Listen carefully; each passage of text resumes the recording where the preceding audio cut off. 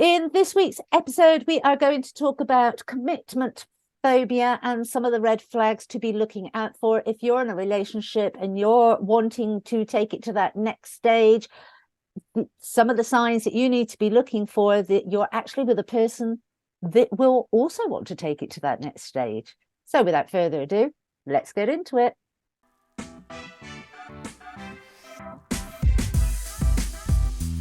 Hello, everyone. You're listening to All Cards on the Table podcast with Claire and Sylvia, a show that talks about how men and women aren't so different from each other. We just don't speak the same language. We will dissect every topic and put an end to miscommunication. So, get ready to get uncomfortable.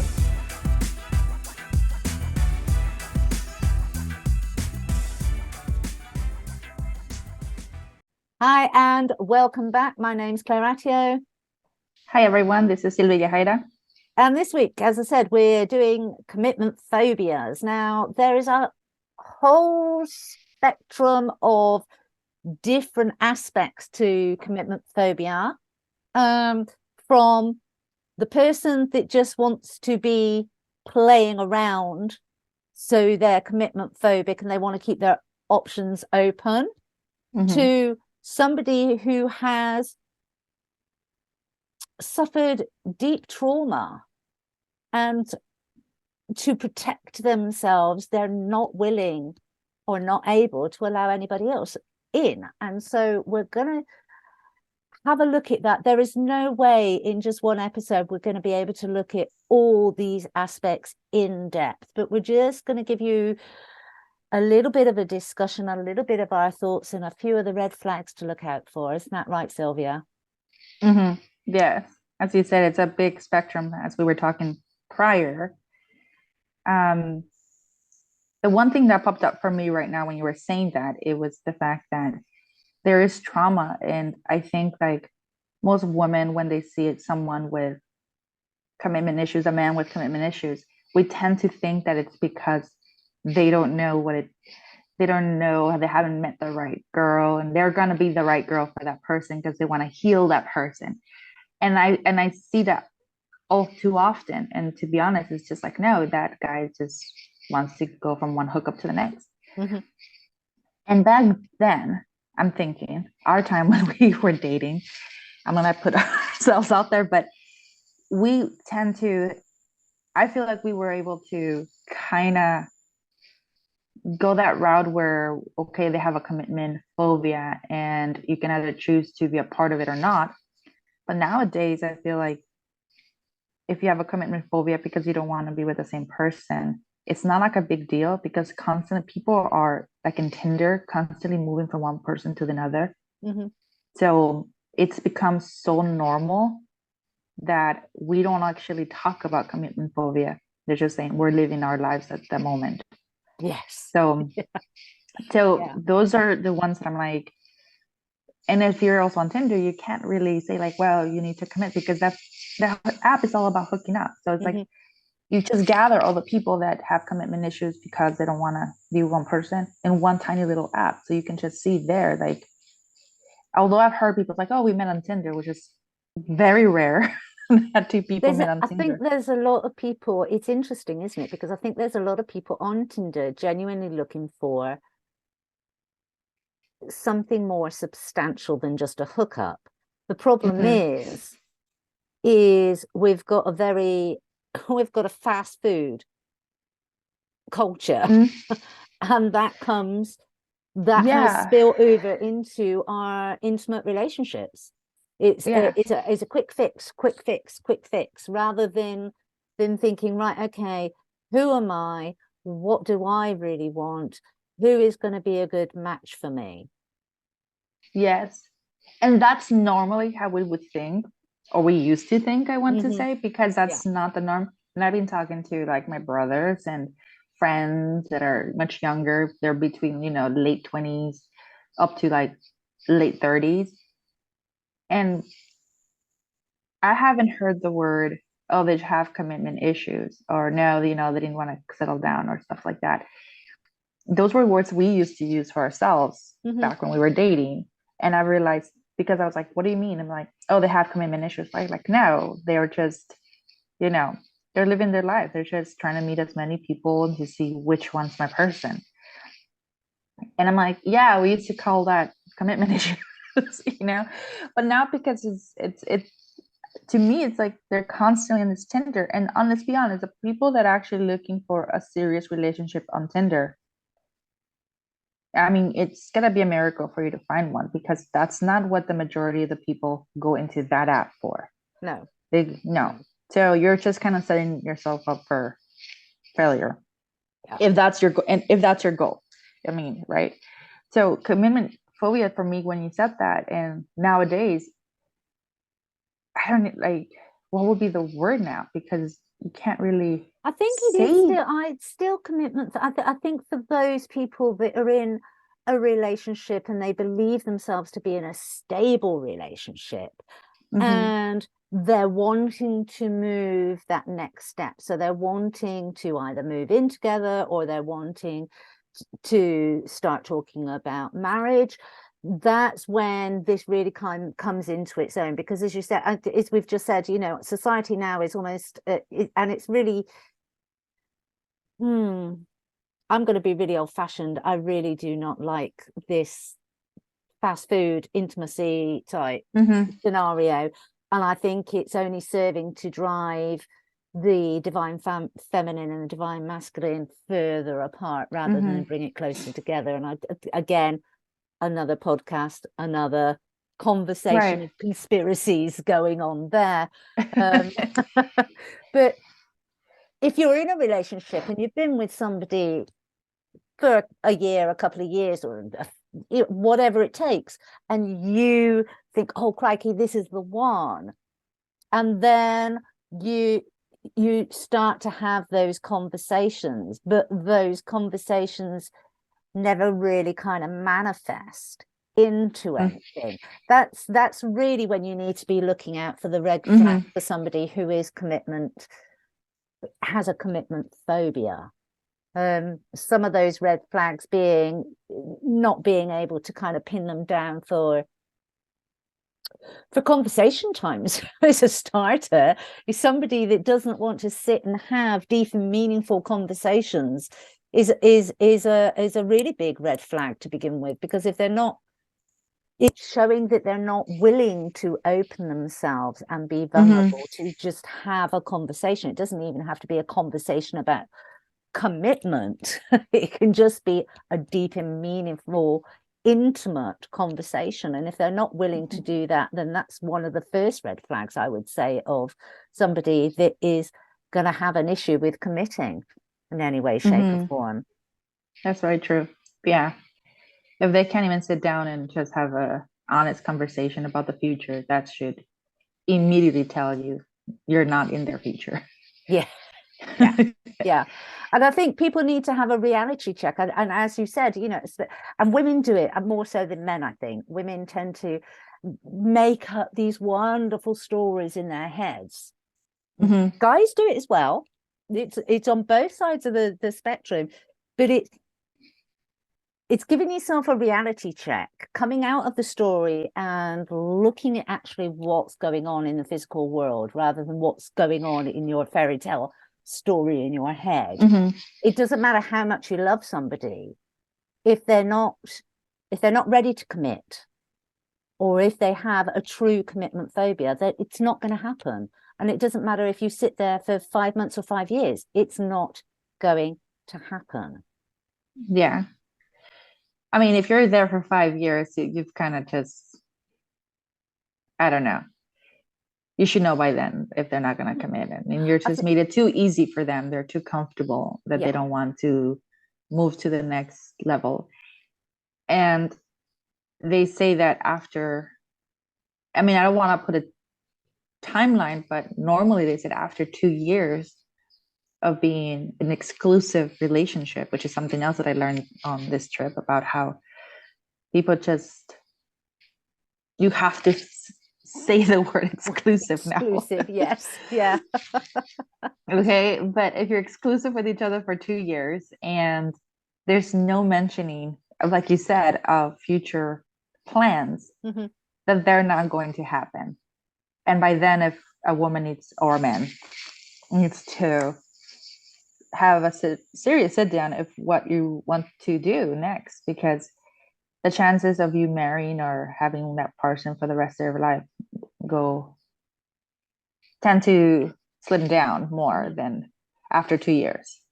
That's what I said. That's what statistics show, and that, after 2 years, you should be able to know if you want to progress into marriage. Well, I And think if you've spent 2 years with somebody, then you've got to know them, they've got to know you, and you know whether there's actually something there. You know whether there's something there. And I don't want to go into kind of the fairy tale kind of love story, but let's be honest, you know if there's something there. You know if there, even after a couple of months, you know if there's something there worth exploring. Where that exploration is going to take you, you don't know after a couple of months, but you certainly know whether there is something worth exploring there. And so you start exploring. And from that exploration, you then, okay, is this somebody I can build a life with, share my life with? And I think this is the problem, is there's so much outside influence as to how we're supposed to build that life. Yeah. That's what, especially if you're younger, especially if you're starting out. I think as you get older, you're kind of like, yeah, whatever, it goes out the window. But when you're first starting out, you think, okay, I need to have a good career, I need to have a good home, I need to have a good, you have all these expectations. And so you're only looking at people that will bring that to you as well. And that can be a big mistake in a lot of ways, because you can miss out on a lot of people that would be a better fit for you on an emotional, intellectual level rather than a materialistic level. Right. But I think it depends on the age too, because someone from 20 and someone who's 40 would want different things. Yeah. If you're 20, I don't think most 20-year-olds think about, they're at the honeymoon, I'm gonna love you forever, grow old mentality. They're not really thinking like housing, career, retirements, what are we gonna do, kids, colleges, that doesn't go through your head at that time. You kind of feel, oh, this is my person that I'm going to be, and my best friend, and we're gonna grow old together, versus someone who is in their 40s and up. They want to match their energy, like, I've already put in this work, I already have this much, this is my career, how would my career and his or her career match together once we move to the next phase?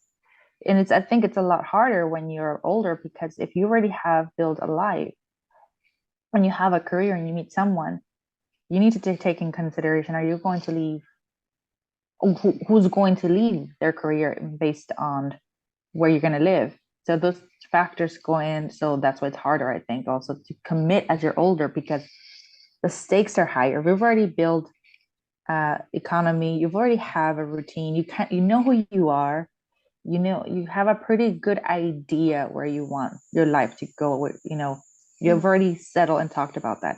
So finding someone that matches that, it's really hard, because and I feel like that's sometimes the problem with a lot of my friends who are single, that are now, they're like, just that wouldn't entail that I have to move my office, or I really met this guy, he's really nice, but they travel quite a bit and I just can't do that. And so, or they seem like he's a really nice guy, but he's just not there career wise, and I'm already very successful, and that just throws off a lot of things. And when I see that, it's like, well, is it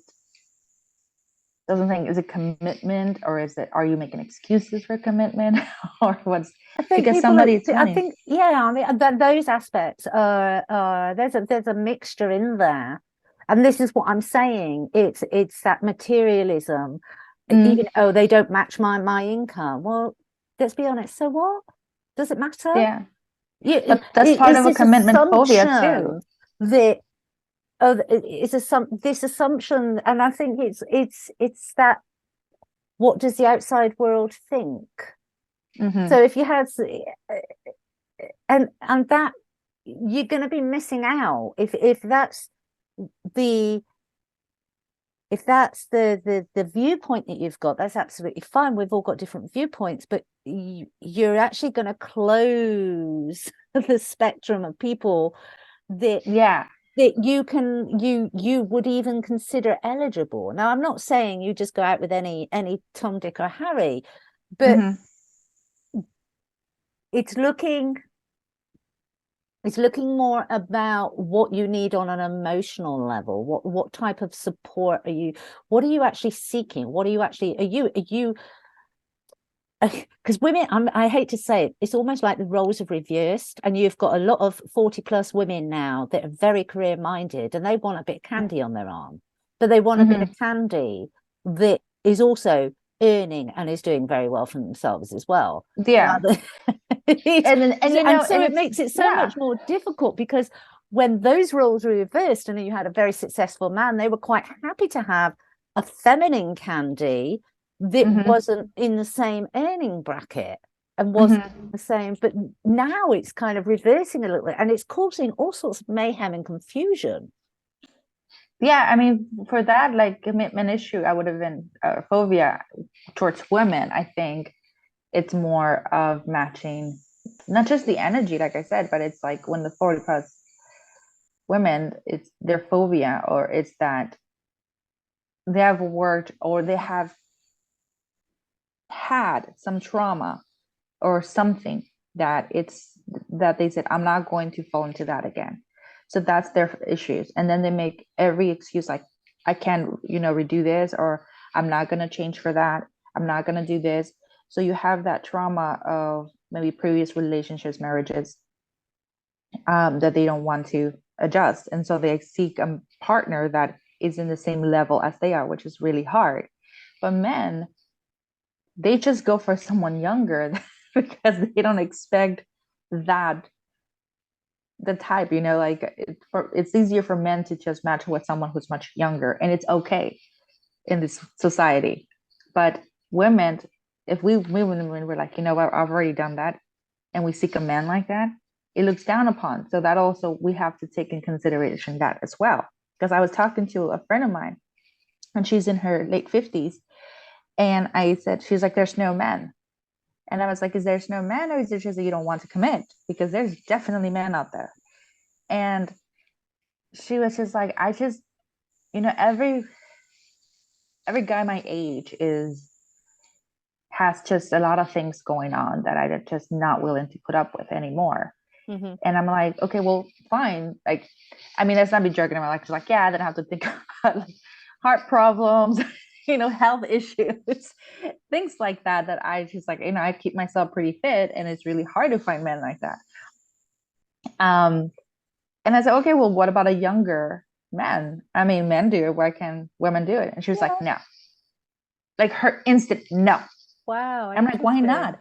You're very, I mean, like you are a property owner, you have investments, you have a good standing job. Why not? And she was like, adamant, nope. So she was worried about the perception of other people. Yeah, of course, but it's also, I'm like, but what if you just found your person that just Yeah, is because really right emotionally for you? age is just a number, and it doesn't even come down to maturity. I mean, obviously, when we're younger, girls do mature emotionally much more quicker Mm-hmm. than boys. And I'm talking about when we're kids. I'm not talking about when we're adults. Mm-hmm. And age is just a number. Mm-hmm. I've gone out with men older than me. I had relationships with men that are younger than me. It's just a Mm-hmm. number. It's just it's interesting, but obviously that's where there's obviously some programs coming up there. Mm-hmm. It's Yeah. taking her out of her comfort zone. But you do get to a certain age, and with especially of my generation, we were kind of in that matrix of work hard, work hard, work hard, and so there was little balance when we were younger, and that's meant that a lot of people now have kind of got to their 50s and 60s, and they're not in the best of health because there was no balance. There was, even if they were at the gym, they were pumping the irons and they were pushing their cells full of proteins and things. And of course, that over time isn't healthy. And so there's lots of different dynamics there to take into consideration. It is difficult.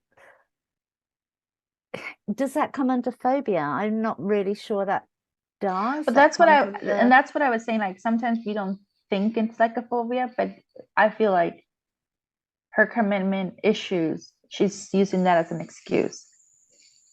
You know, so that's an excuse that most women in the upper not age acknowledging the fact that she's exactly because of her previous pain in relationships. Yes. So phobias come into also programs that we have been told, and I was sharing with you prior to recording, like that my programming phobia was that be careful who you let in, because then you're going to be there, you're going to root there. So I would never commit to someone or let anybody in because I was scared that the minute I gave too much of myself that I was going to be rooted in, like in the meaning of the more you get to know someone, the less you tend to leave.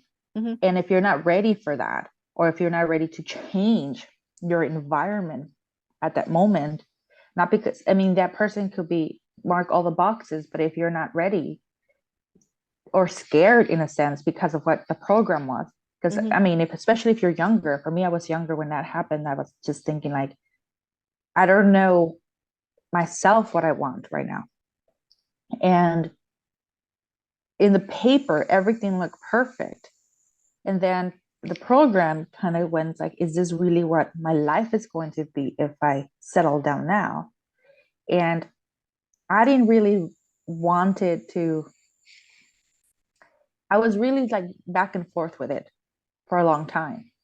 And it was just kind of is this what they were talking about? Of once I let someone in, it's because we were together for a long time.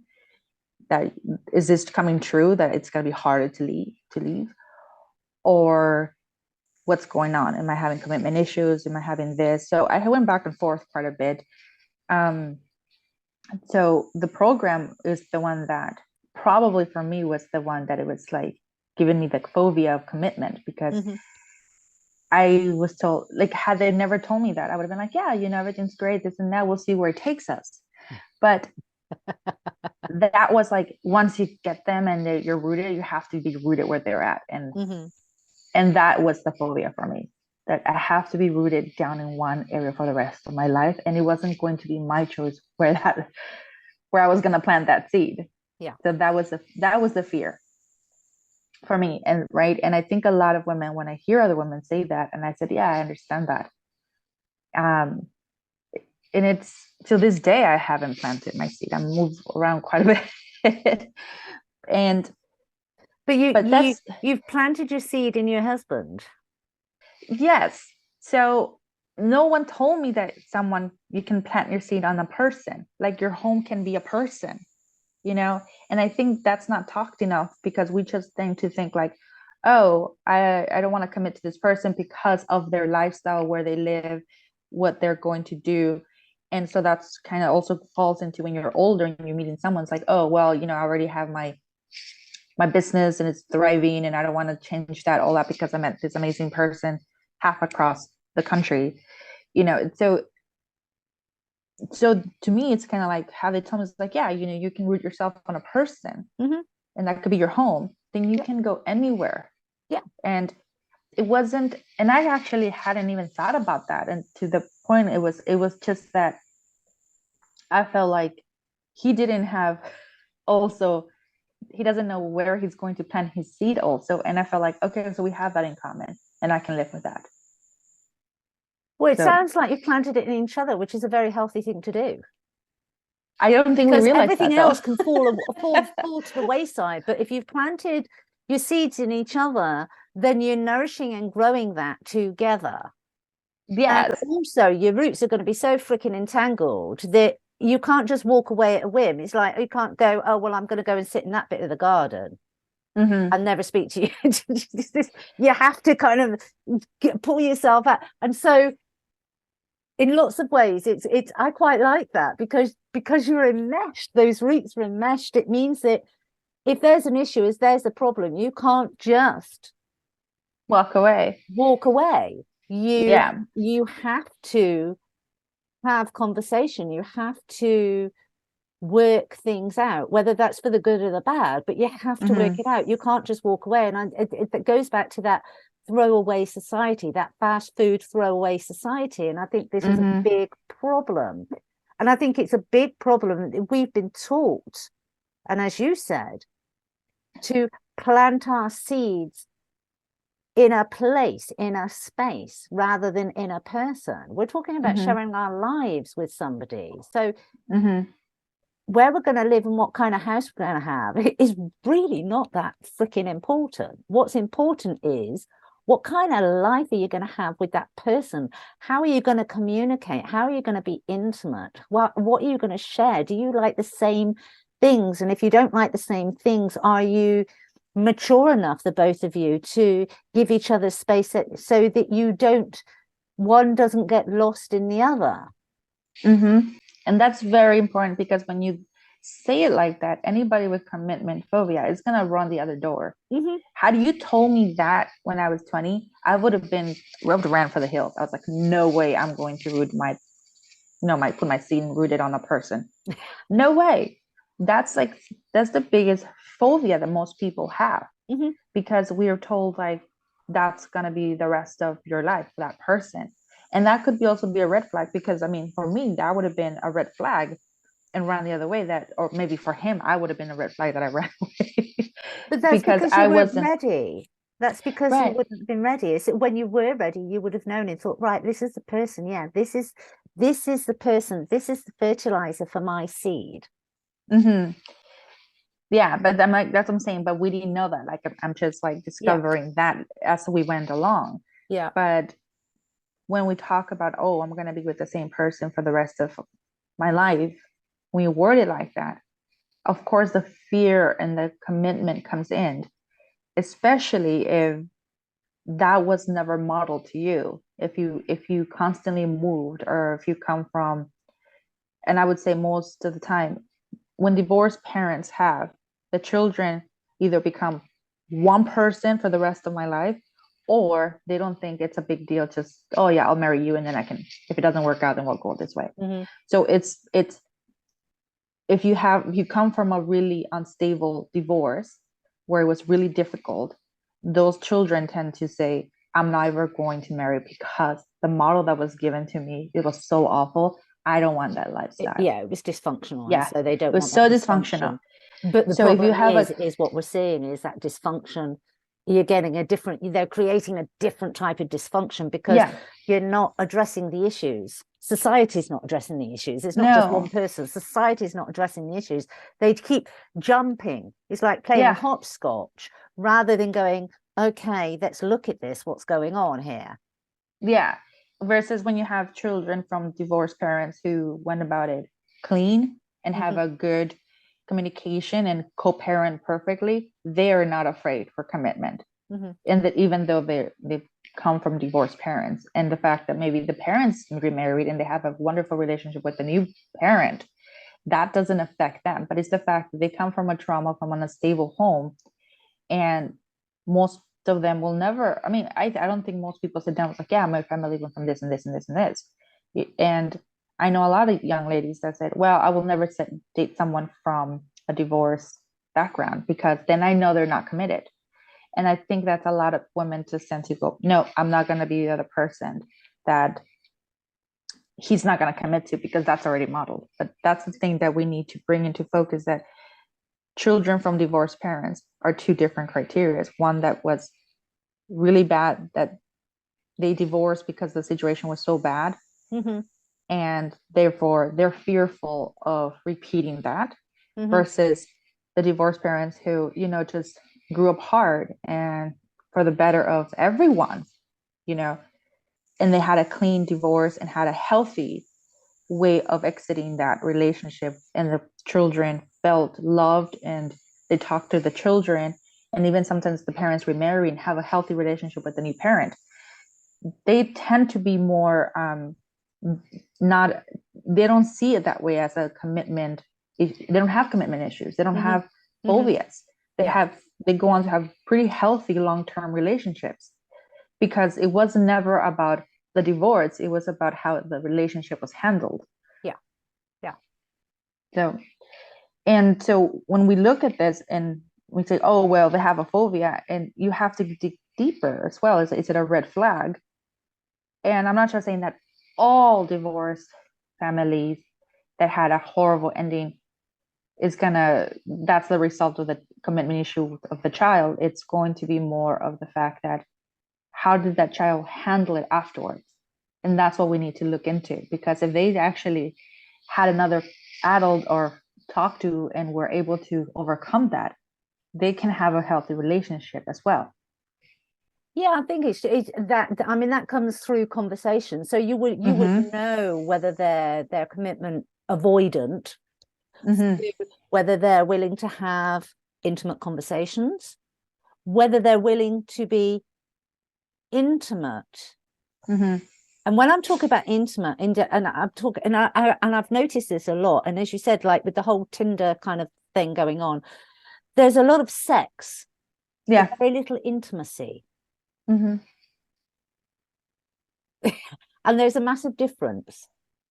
And I think the problem is a lot of the younger generation, and I think even actually saying that, no, even a lot of our generation don't actually know the difference between sex and intimacy. And I think that's really, really sad. And I think that actually that's probably something we could cover in another podcast, is the difference between sex and intimacy. So if they're not willing to have conversations, they're not willing to make future plans, they're avoidant of intimacy, if they're avoidant of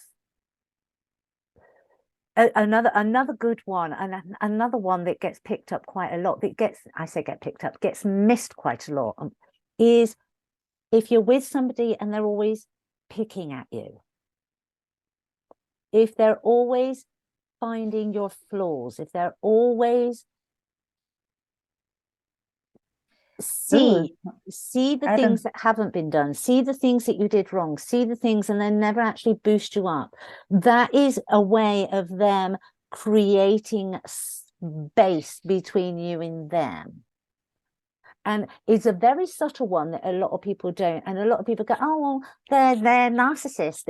And a lot of the time it's got, okay, there could be an element of narcissism in there, but it's very much a avoidant technique to be finding fault with the other person. It's that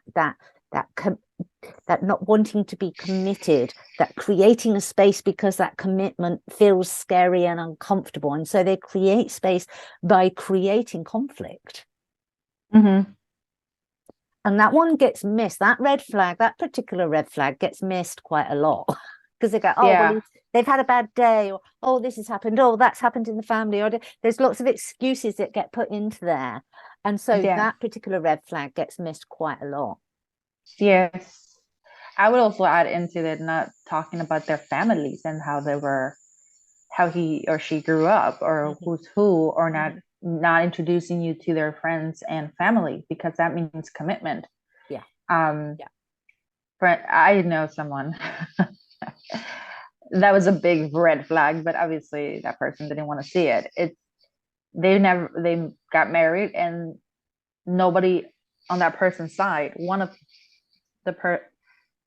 I don't want to give their names or anything like that, because I don't want to expose them, and I don't have permission. So I'm gonna call her, John and Amy. So John never met Amy's family, got married, nobody from Amy's family showed up or was invited, didn't know anything.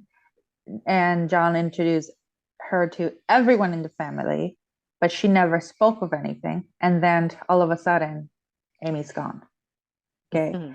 So if that's another thing, why are they hiding that? If that's, that's something that you need to talk about family, or, introducing you to friends, because you get to know a lot about a person through their family, through their friends, what they're really like, and things like that. And I And you want need to to look. listen to Mm-hmm. the viewers, listen to what the friends and family are saying, but because Mm-hmm. things will be said in jest that aren't funny. If there is an issue, if there is a problem, things will be Yes. said in jest. And I think, again, that is another massive red flag that everybody Mm-hmm. misses because it was said with a ha ha, hee hee, oh, they're just having fun. Yeah, exactly. There's always an element of truth there. Mm-hmm. And so listen to it. And then you don't make your mind up in that moment, but then be observant. So whatever was said, then be observant in other aspects, in other parts of the life, in other times during as you proceed. And Yeah, and also I think family and friends are also really good observants about how the other person really is, because when you are so infatuated by the person, you don't see all the flaws, you don't see the imperfections, you don't see the red flags. We tend to be turn a blind eye, And so when we see that, I think you need to listen to that as well. It's have the it as question there, a Sylvia, is you come from a really loving, caring family, and not everybody's got that. I'm thinking of them, the Your reason I'm family, saying that is your family, my family would they would be behind you 100%, and they would very gently say to you, oh, Sylvia, have you thought about this, have you thought about that, the same yeah. as mine would. But there are other families where the dynamics are not that healthy, and so you would even Yeah, have but those dynamics families where a don't. sibling would fancy whoever they brought home, and so they would go, oh no. So Yeah, but I think those people know who their family are. I mean, if your family is that toxic, I'm pretty sure you're not going to bring someone you care for. But you do tend to have good friends and good best friends yeah, that you've chosen. And that's also family. That's what I'm saying. And yeah, so that's what I'm talking about. It's like, of course, if you have a toxic people in your life, don't bring, your significant or prospective significant other to them.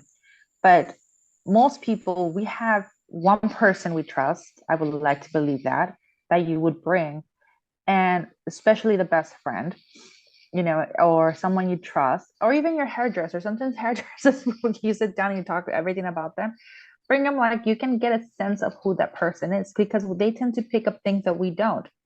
Um, and this came up because of for some reason, this movie came to my head about how this guy brings home for the first time for Christmas his fiance, and they're so chill, very loving, and she's very stuck up. And everyone's like, I don't understand how you can marry her. You're so laid back, and she's so stuck up. And he kept hearing that from everyone, and he didn't, when he was so infatuated with her, he didn't listen. And then he met an old flame, and that was kind of his same energy, and he just felt so comfortable around that person. And then he started to realize, like, why do I have to change the way I dress, the way I look, how I talk, my career, what kind of food, to be with this person? But with the other person, I feel I can just be me. And had he not gone to this reunion, he would have never seen that. no, that he was changing to be this person, or model person for the person they're going to marry. So and that's what I'm this is saying. Family and yeah. friends tend to give you an additional eyes that you should consider as well. Yeah, and closing this up, that's a really good point to end on, is because what you were describing then is codependency, and we've talked about this in other podcasts. Know thyself first. What you do, if you don't want to go down any of those avenues and be in that situation, know yourself, know who you are, what you are, who you want to be, and what you want from life, and then choose somebody who is compatible with that. But look out for those red flags when it comes to commitment. Have you been with them? Are you having those deep conversations? Are you experiencing intimacy? Are you able to plan things for the future, or is it always avoidant? And when I'm talking about plans for the future, I'm not saying, you're sitting down and saying, okay, are we going to get married now? No, I'm talking about holidays. Are we going to go on holiday? You will know if people are avoidant, if they're not wanting the commitment, they won't even book a holiday. They won't book a weekend away. They won't book. They're like, I'll have to check my schedule. And things never happen. So there's lots and lots of things that you can look at. Just look out for those red flags and look out for yourself. What do you want? If you're just wanting a bit of fluff and a bit of fun, okay, that non-committal person's going to be great for that. But if you're wanting to build an actual relationship, then why waste your energy and your time, and why give a part of yourself? Because once you do have sex and once you are intimate, you're actually sharing yourself with another human being, and you're losing a part of yourself. Yes, I think that's a big one too that people forget, and good you brought it up in the end as well, so they can stay with that. Stay with that. And that's bye from me and me. And as always, don't forget to subscribe, like, and share. Till next time. Bye. Thank you for listening to today's episode. If you haven't already subscribed, please do so, and please leave a review, as it helps us grow and bridge the gap between the sexes. If you have any topics you would like us to cover, shoot us an email. Until next time, go out and practice putting all your cards on the table with no judgment, expectations, and fear.